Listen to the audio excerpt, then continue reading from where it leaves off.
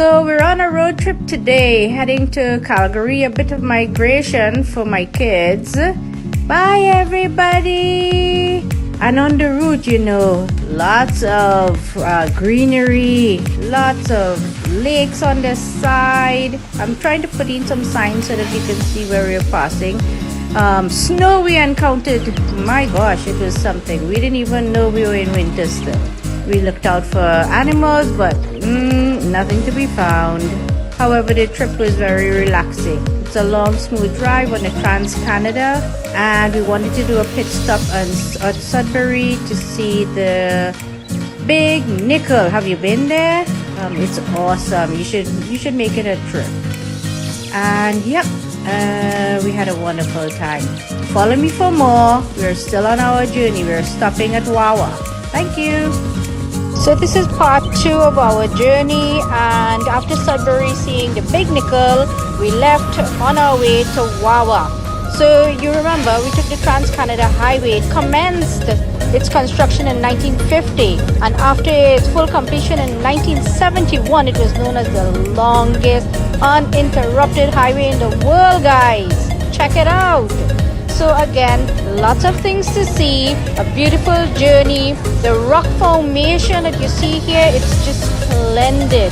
The sunset along the lake, it's gorgeous. Don't miss out, guys. Take this trip.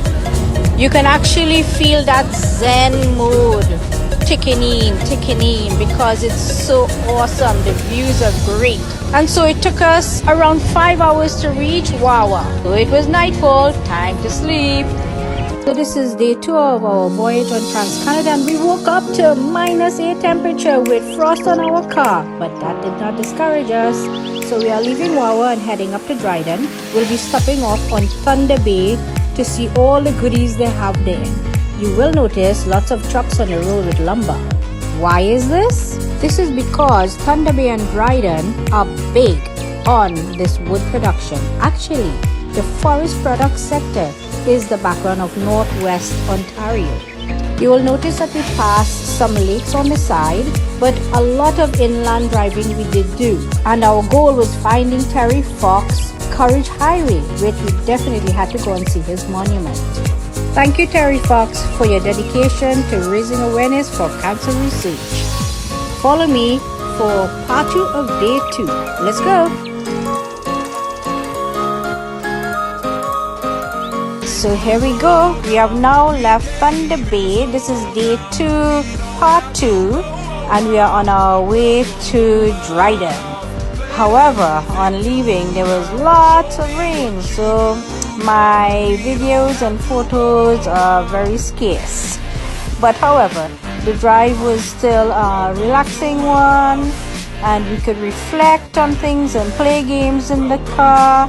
And we noticed throughout the whole journey that many names of lakes and of small towns, its origin is of Aboriginal descent, which is fantastic because it does have meaning. All the towns are pretty small over here, and lots of motels along the route. Here we have reached Dryden, so we're going to spend the night here until tomorrow now. Don't forget, it's super pink moon tonight. So this is day 3 of our Trans-Canada trip from Toronto to Calgary. If you haven't started following me yet, please go back a couple videos before. We have left Dryden now and we're heading into the border of Manitoba. Remember I explained about the manufacturing of lumber? Well, I just showed you a clip where the lumber was harvested. Here are some beautiful lakes, and look what we saw today, guys. Woohoo! And he's looking back at me. So there was a lot of road construction as well. I see that they were breaking down the mountain, widening the road, and it was a clean cut drive. It was maybe 3.5 to 4 hours from Dryden to Manitoba border. Not many cars were on the road. We do have a long stretch in front of us anyway, but here we go, the border. So this is a continuation of day 3, and it involves leaving Ontario, going through Manitoba and into Saskatchewan. So that is 3 provinces. FYI, it took us around 20 hours to cross Ontario. and it will only take us around 5 hours to cross Manitoba. And the total trip today, which is from Dryden to Saskatchewan, is again around 8.5 hours. We popped in for some gas at Portage Prairie. But you know what? All along Manitoba has a lot of prairies, wheat fields, and they're loaded with cattle farms. Also, Manitoba's wildlife is greatly protected with provincial parks. We have now reached our destination, Wolseley, Saskatchewan, where we'll be resting our head. Follow me for more. Hey guys, so I'm just putting this review in because it is a super great and economical place and really clean.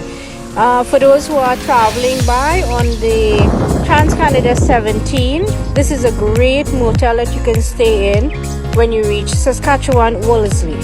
Never judge a book by its cover.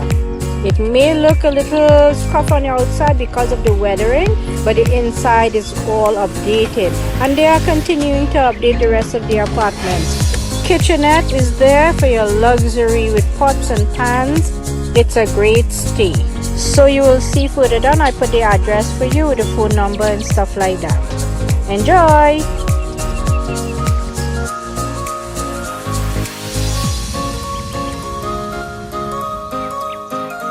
Hi everybody, so this is day 4 part 1. We have now left Wolseley Motel and heading up to Alberta. It is a 4-hour drive and you will see lots of prairie land, lots of huge vehicles on the road, cow farms on the side. And this is a supernova of a train. It's super long carriages. It was basically flat land that we're traveling on here. The weather is gorgeous. We are going to stop in at a small town called Moose Jaw, which means warm place by the river. There's a bit of a history there. First tourist attraction, Mac the Moose, weighing at 10,000 kilograms. And there's also the Bending Bridge. Here are a couple things of the crop that is grown and the animals there. And go investigate the hidden tunnels underground. In Moose Jaw, we saw some lovely things on the road. See that nodding donkey? It's a sign of oil. And here we are at Alberta's border. We decided to stop off for gas, and it was pretty cheap, cheaper than the whole journey actually. And guess what? Remember the prairies that I showed you? Well, a sight for sore eyes. We saw some hills. Here we go, passing through some towns before we reach Calgary. The first thing we noticed is that we saw the license plates on vehicles only at the rear end of the vehicle. There were also lots of trucks on the road as well. I guess it's because of the open land and farm. And there out in the distance is the famous Rocky Mountains. So beautiful. And remember, Calgary has one of the biggest production of natural energy in Canada. We have now reached our destination and time to unpack.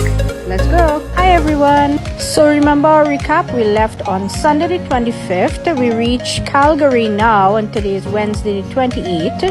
Had a fantastic journey. Go back and check it out from day 1. And if you look at one of the clips, you'll see the Rocky Mountains in the distance.